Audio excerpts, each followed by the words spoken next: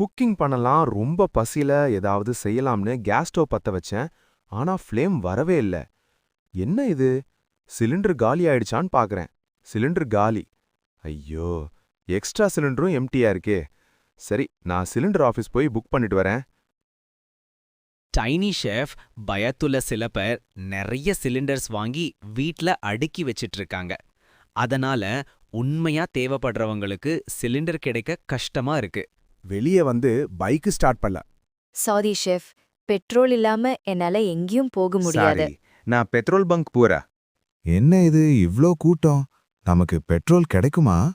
Tiny chef, யாரோ சொன்ன வதந்திய நம்பி நிறைய பேர் பெட்ரோல் பெரிய பெரிய கேன்ல வாங்கி வீட்ல ஸ்டோர் பண்ணிட்டு இருக்காங்க. இதனால தேவைப்படுறவங்களுக்கு கிடைக்க மாட்டேங்கிறது. ஃப்ரெண்ட்ஸ், வதந்திய நம்பி கேஸ், பெட்ரோல் உங்க தேவைக்கு மீறி வாங்கி வீட்ல ஸ்டோர் பண்ணாதீங்க.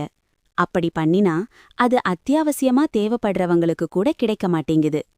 மேலும் பெட்ரோல், கேஸ் வீட்ல ஸ்டோர் பண்றது உங்களுக்கும் சேஃப் இல்ல. சேஃப்டியா இருங்க, தேவைக்கு மட்டும் வாங்குங்க.